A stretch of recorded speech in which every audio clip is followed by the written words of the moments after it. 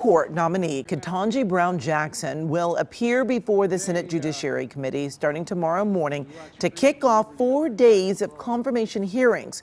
Jackson is the first black woman ever nominated to the High Court, and if confirmed by the evenly divided Senate, she will be the first black woman to serve on the court.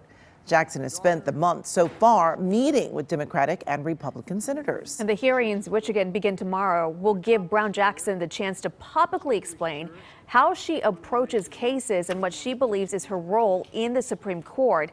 To give us some more insight into the hearings, we're joined right now by Cal State Long Beach professor Jason Whitehead. Thank you so much for joining us this morning. A lot of questions to get to, so let me just dive in.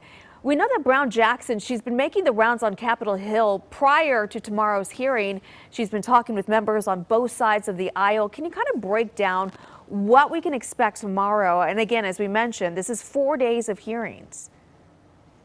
Yeah, tomorrow, the first day of the hearings, is traditionally a day and scheduled to be so this way, where there are introductions being made. She's going to be introduced by some handpicked people, some very friendly people, to introduce her record, to introduce her background. She's going to be able to make an opening statement. That'll be her first chance to address the Judiciary Committee. And then all 22 members of the Senate Judiciary Committee, 11 Republicans, 11 Democrats, will all make opening statements as well. So mostly a formality, but you usually get a good chance to get a read on how a nominee is handling the pressure in that first opening statement. Ready. An historic nomination, but what will this really mean for the balance of the Supreme Court if she is confirmed? Really not much, because Justice Breyer was a liberal justice, voted very consistently with the liberal wing of the court.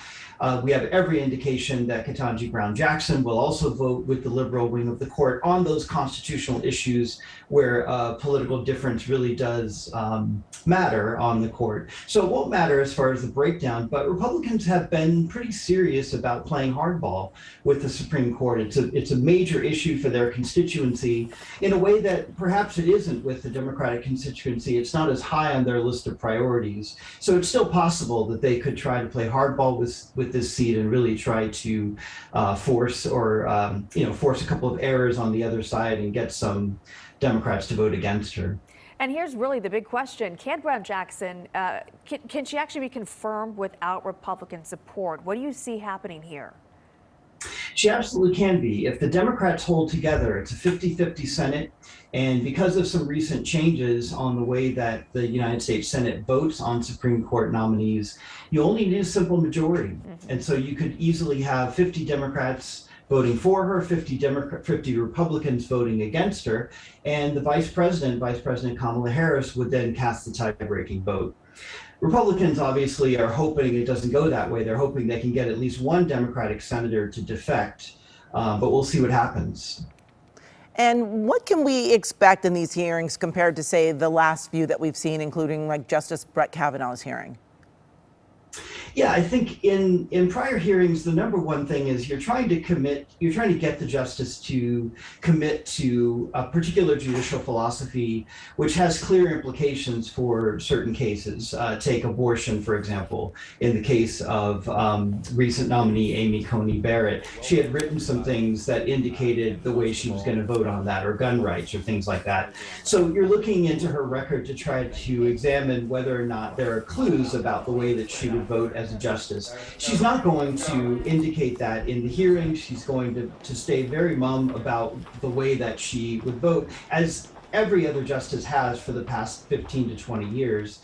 But there might be some things that they can find in her background as a public defender and other things that may, they're hoping may trip her up. All right. Well, all eyes will be watching tomorrow as they begin. All right. Thank you so much for joining us, Professor.